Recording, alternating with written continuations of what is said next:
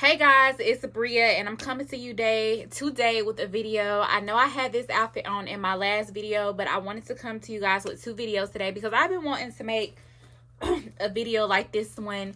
I've been wanting to make a video like this one for a while. So I wanted to come to you guys and talk to you guys about 10 things I wish I would have knew before I became a first-time mom. So I'm going to be looking down at my son's iPad because I got some notes and I wasn't going to remember them off top. So I got some notes here and I'm just going to be looking at these and talking to you guys while I'm reading them. Let me make sure you guys can see me. Okay.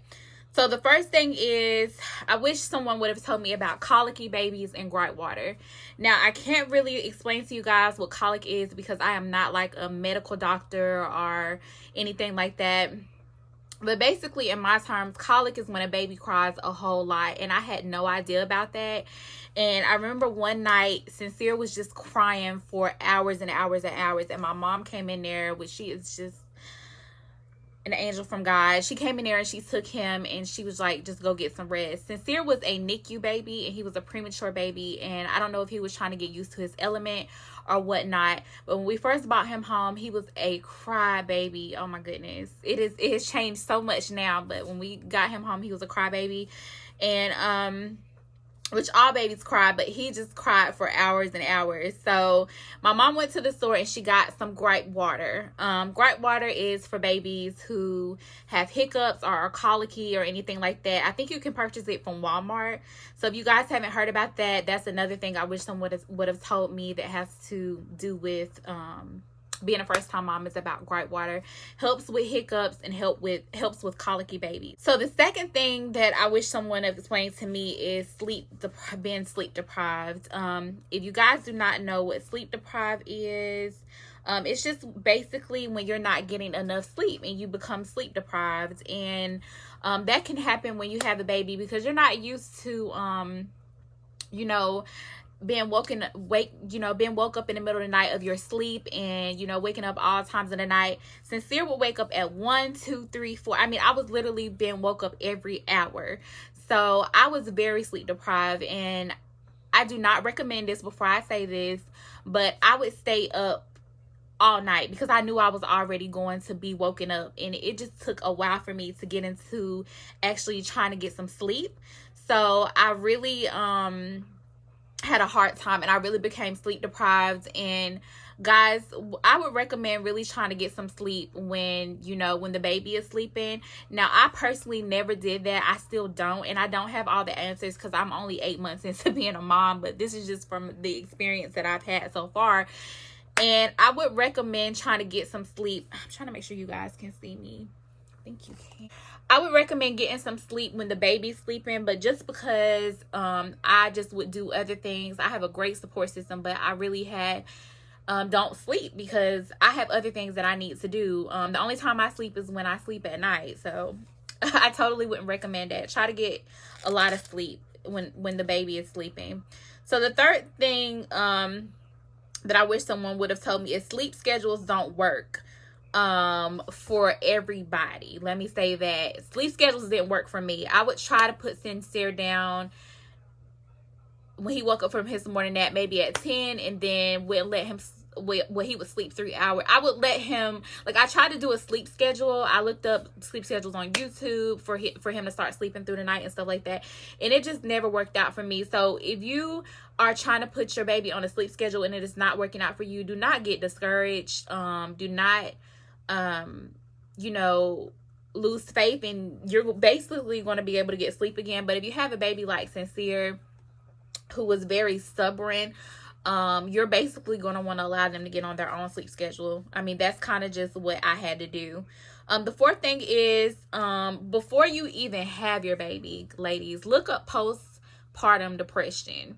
Look it up, research it, just in case you are having any type of symptoms. You're going to want to get help immediately. I had no idea about postpartum depression postpartum depression, and thankfully I did not go through it. I have a great support system. I have a great boyfriend, so I didn't go through postpartum depression. And not saying that when you do have a great support system and a great man, you don't go, because just being a mom is hard itself, even when you do have a great support system. So if you experience any of those symptoms, you're definitely going to want to get help for those. And I would suggest not trying to prepare yourself for it, but just kind of just look it up, because it is important, and you want you and your baby to be safe. So you're definitely going to want to look up those symptoms about postpartum before you even have a baby. So I noticed, this is the fifth thing, I noticed that when my mom would keep Sincere, or when anybody would keep Sincere, like I would still go on about my daily routine and get things done, but I would feel really bad. Like I would almost be ready to rush back and get Sincere. I would just feel bad. Like I don't deserve a break because I'm a mom now. And that's how I would feel. And that's how a lot of people make you feel when you become a mom. It's like, honey, what do you need a break for? That's your baby. A lot of people that don't understand are a lot of people that just have a smart mouth, but everybody needs a break when you're a mom. And it's okay to rest and let somebody have your baby that you trust, of course, and you go complete some daily activities, or come home and sleep, or even do YouTube videos. My son is with his auntie and uncle today, and part of the things in my life that makes me happy is to starting to get this YouTube channel started. So I decided to spend my whole morning, I dropped him off at 9, and I decided to spend my whole morning doing YouTube videos. So it's okay to have time for yourself, and don't let anybody tell you that it's not.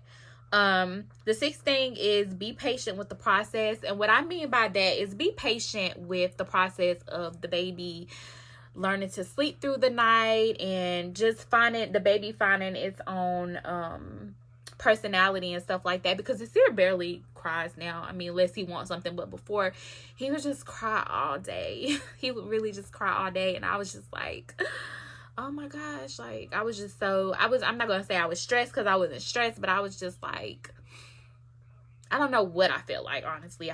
It was just different feeling for me, and I just really didn't know what to do with myself. I don't know, but be patient. Things will get better, and they will start sleeping through the night and everything. So just be patient, guys. Get through the hard part. Everything is nothing, it comes easy, okay? So get through the hard part and get through the part of them not sleeping or whatever, and eventually you'll get to the easy part. And that's just how it is.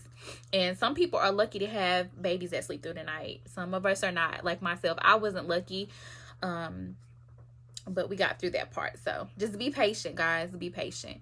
So the seventh thing is mom groups on Facebook. Mom groups on Facebook can be very helpful, very motivating, very, very inspirational. And I do follow a few mom groups on Facebook. I did follow a few mom groups on Facebook. I don't now.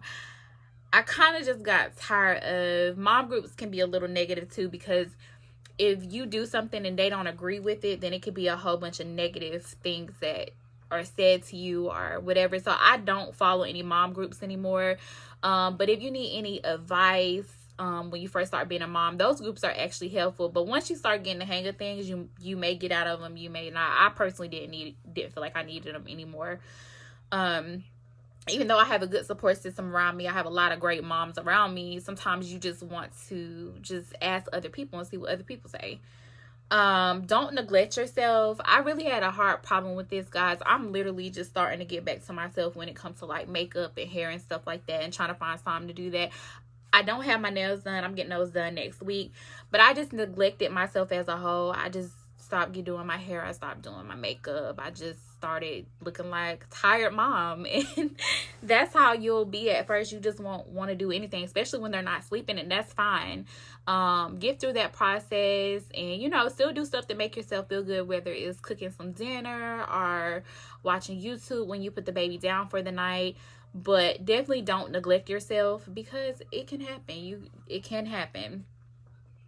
Number 9 is don't get discouraged. It gets better. And I think I've covered this a few times already, but it's good. I want to cover it again and again and again, because it can get hard. Like, even if you have help, like I said, and don't get discouraged. You know, like I keep telling you, it does get easier. That's why I wanted to cover this topic multiple times, because it's hard, guys. I don't really know how else to say anything, but it's hard. And I know and I understand, and I promise you it gets better. I promise you you'll get your sleep again. I promise you the colicky babies will go away. I promise you it just gets better. So don't get discouraged. And number 10 is to be patient with your body. This is very important, because everybody don't got the snapback, honey. I don't have a snapback body. I still got my mommy belly, and I mean, I didn't have that.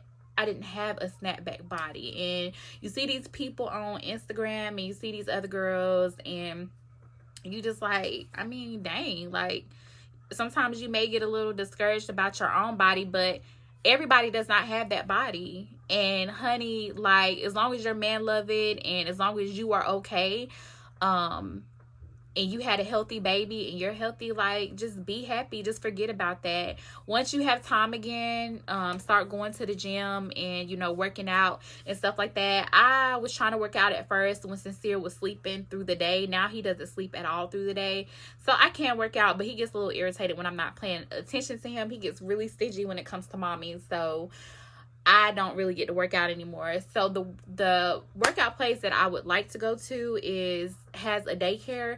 So when he gets a 1 or 2 and he starts talking, then I will go there. I don't want to get any surgery done or anything like that. I really want to just lose it naturally. But I say this to say, like, as women, we all have our insecure moments. But guys, like, it could be worse. Don't get discouraged about your body, and don't try to rush it either. Give your body time to heal. And then when you have time, just go back to the gym, start eating right, and work it out and work it off. Like, this is the biggest that I've ever been. I've never had a belly before, but I just work with it. So yeah. So guys, those were my 10 things I wish someone would have told me when I became a mom. I want to do more videos like this, because I just feel like nobody understands, if you're not a mom, the different type of things you learn about yourself and the different person you are when you become a mom. Like, so I'll do more videos like this. And if you guys have any requests, you can let me know also. Bye.